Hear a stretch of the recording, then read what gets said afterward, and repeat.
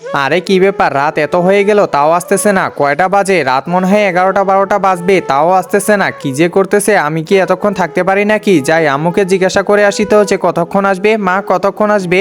আরে তুই চিন্তা করিস না, তাড়াতাড়ি চলে আসবে, আরেকটু অপেক্ষা কর। আচ্ছা মা, ঠিক আছে, তুই যাই ওখানে বসে থাক। এত রাত হয়ে গেল তাও এখনো আসতেছে না। আমি কি এত রাত পর্যন্ত জেগে থাকতে পারি? আমি তো ছোট বাচ্চা। যাই, আমি টুপিটা পরছি, এবার রাজুকে পরিয়ে দিয়ে আসি। এই তো রাজু, এই যে টুপিটা পর। ওই তো শুনতে পারতেছিস সেন্টা ক্লজ আসতেছে। আরে হ্যাঁ মা, শুনতে পাচ্ছি, ওই তো চলে এসেছে। আরে কি ব্যাপার বাবু, তুমি মনে হয় আমার জন্য অপেক্ষা করতেছিলে। এখন অনেক মজা হবে, এখন আমরা অনেক করে নাচবো। এদিকে আসো, এদিকে আসো। এখানে বসে থাকলে কি হবে নাকি? এদিকে আসো।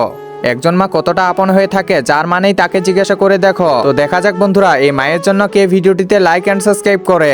আর যারা মাকে ভালোবাসো না, তারা ভিডিওটি থেকে দূরে থাকো। আজকের এই দিনে নাচবা না তো কোন দিন নাচবা? নাচো নাচো, অনেক মজা হচ্ছে। হ্যাঁ দাদু, অনেক মজা হচ্ছে, আজকে অনেক ভালো লাগতেছে আমার। আচ্ছা বাবু, আমার যাওয়ার সময় হয়ে গেছে। আচ্ছা ঠিক আছে, আবার আসিয়েন। আচ্ছা ঠিক আছে।